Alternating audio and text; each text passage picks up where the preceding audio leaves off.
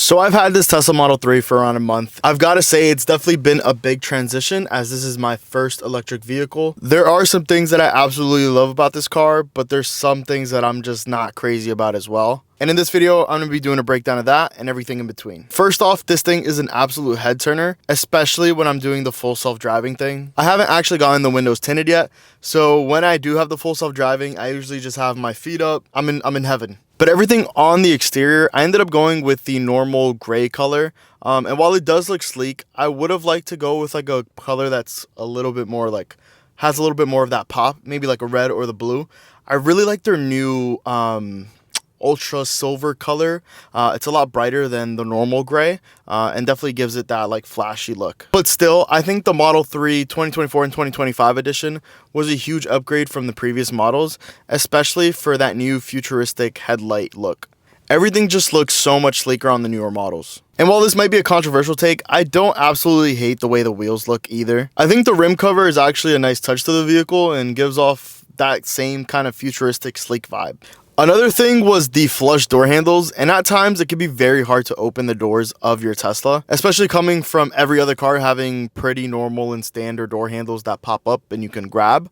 This one takes a little bit of getting used to, and for new people getting in your ride, you definitely have to show them how to do it first before they get used to it as well. But those headlights, man, that's what really did it for me. I honestly would not have gotten a Tesla or chosen the Tesla design over any other thing until they updated the headlights. I thought the headlights before gave off a really bubbly, just not cool look. But with the new sleeker, the car just looks a lot more appealing. And honestly, I love them. And then when we jump into the interior of the car, there's not much for me to say. I'm super huge into tech, and this is one car that does that extremely well. This thing is teched out. We have a 15-inch display in the front, and we also get a cool little display in the back seats as well. But this 15-inch touchscreen is what really does everything in your car. The new 2024 and 2025 Model 3s have done away with almost every button in your cabin. Whether that's to open your glove box, or whether that's to open your trunk or frunk,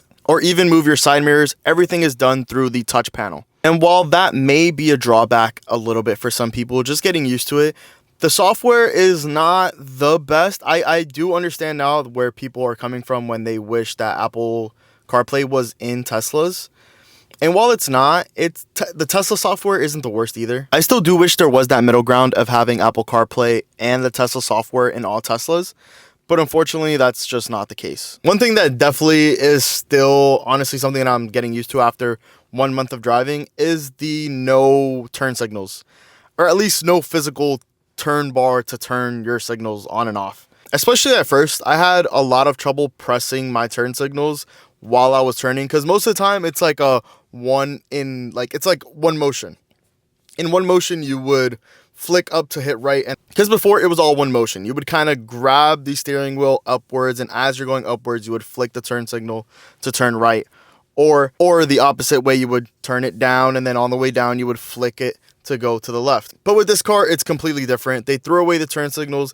They threw away any little lever or any pull, anything, literally anything. Everything is on your steering wheel, or everything is on your display. So as you can see from the steering wheel, you have the left and right arrows indicating your turn signal to the right and to the left. You also have your lights button, which can control your high beams and just your normal auto lights. Then we have a set of arrows what is that? And then we have this little like diagram of arrows pointing in all directions. Maybe you can use those for turn signals as well. I'm not too sure. Like I said, I've had this car for a month and I'm still getting used to it. So I'm definitely picking up on some tricks.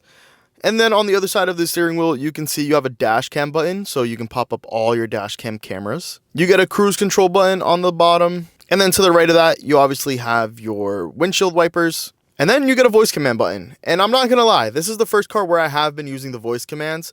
It can be kind of hard reaching to the other side of the monitor while you're driving. So the voice commands definitely has come in handy.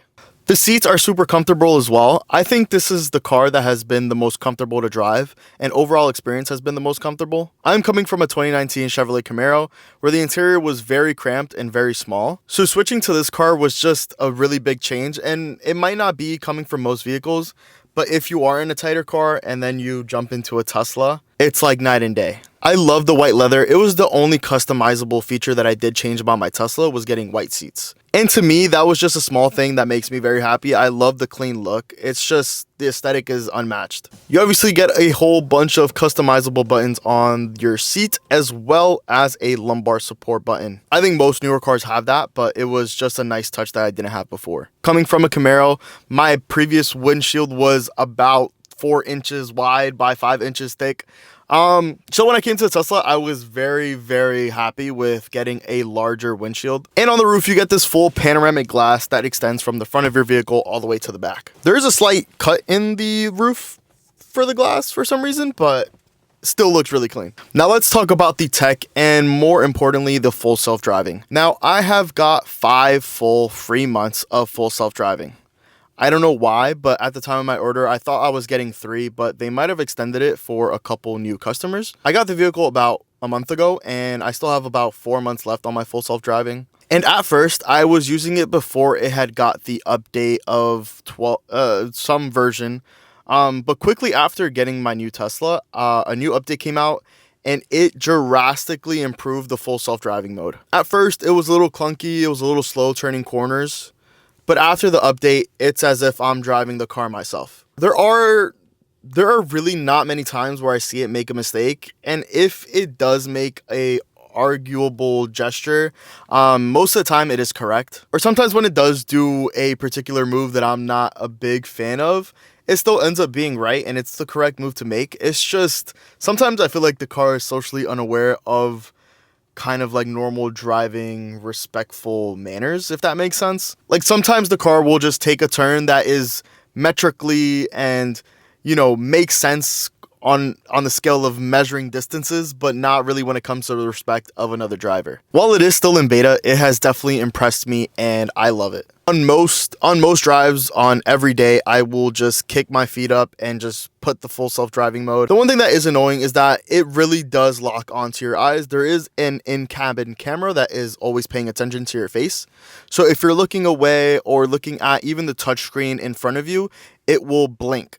And this blinking will try to get your attention, so yeah, you put your eyes back on the road. While it is annoying, I understand why it is there and why it's an important feature. Overall, the full experience of full self-driving has been amazing and I love it. This car is an absolute rocket ship. I did end up going with a Model 3 long range. The acceleration that you do get is comparable to sports cars. Honestly, scratch that. It's off the rip, it's a lot faster than most cars. The second you hit the brakes, or even the second you hit the accelerator, it's boom. The regenerative braking and the one pedal driving definitely takes some getting used to as well when you're coming from a gas car. You have to be very careful and very meticulous on the way you speed up or brake. Because even if you have your foot on the pedal even a little bit, it will still give you that slight kick. And then when you take your foot off the gas pedal, you definitely get that same kick in the opposite direction. If you definitely have some frequent passengers that was driving with you when you had a gas car and you switch to an electric car, you're definitely going to get some pretty nasty looks from them. Because it just takes some getting used to. They're going to think you're trying to brake check them or messing with them, but really it's just hard to drive. And over the month,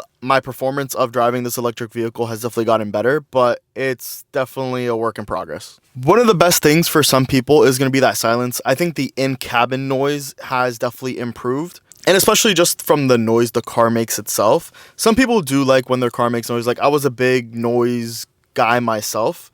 Like, trust me, I'm a sucker for a good exhaust sound. And while this car does eliminate that kind of experience and joy from me, I wouldn't trade the overall experience of the car for that sound. Now let's move on to range. Now, if you're switching from a gas car to an electric car, that's something that is probably at the front of your mind. And the one thing that I could say about having this car for around a month is that thank God I went with the long range version. I currently don't even have a charger at my house and have been using the free supercharging that you get when you buy a Tesla. They give you about 3 free months of full free self supercharging.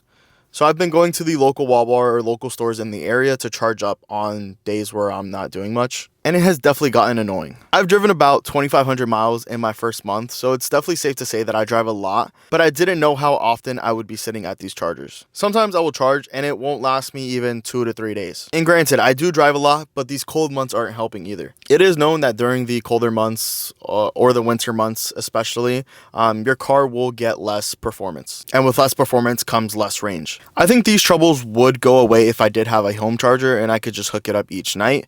It would definitely definitely save a lot of time, and that's something I'm looking to do in the next month. So that way I can just come home, plug it in overnight, charge it, and then by the morning time I'll have a free full charged car. It would make my life a lot easier. The superchargers are great though. Usually when I'm around that 10% mark, I will go to a charger, and in usually about 30-35 minutes I will get up to about 80%. One thing that I have noticed at these superchargers is that the velocity of charging changes from time to time.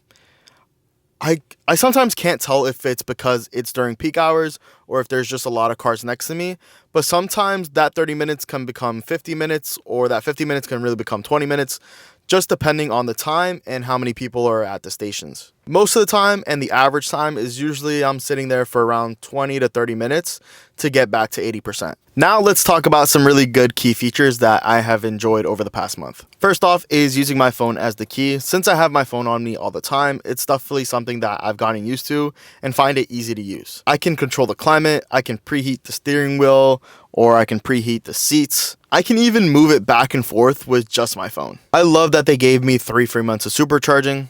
I love that they gave me 5 months of full self-driving. And when you're in the inside of a Tesla, you can definitely feel that all the material used on the interior is premium. There's no really cheap plastic anywhere, and the seats are amazing. Now, what's the not so good? The one thing that I do not like is that you do need to purchase a lot of things to make the experience of owning a Tesla premium. You need to buy your own mats for the car. You need to buy your own cup holder inserts. You have to buy your own charger. You have to buy the full self-driving. You have to buy the Wi-Fi that is built into the car. You just have to purchase and work around the car in a lot of ways to make your experience top-notch. Now, I get it. It has to make its profit somewhere, but I feel like some things could be a little better. Overall, I'm seriously impressed by this car and have loved driving it for the past month. It's got that cool factor, it's definitely a lot of fun to drive, and the tech is absolutely insane. It's definitely been a big change coming from a gas car, but those changes are just something that takes time getting used to. If you're in the market for switching from a gas car to an electric car, I would definitely recommend the Tesla Model 3. It's the most affordable option by Tesla. And if you are going to look into it after watching this video, I will leave my referral link down in the description so you get a little bit money off of your order. You can order straight off the website. And that's another thing to point out. I thought the experience of buying the car was pretty do it by yourself. It's definitely like a DIY kind of experience. A lot of it is on you. When you go to the dealership, you're kind of just directed to going onto the website and customizing your car how you want it. They sometimes help you out by checking your local inventory to see if the car you want is exactly what they have at the store.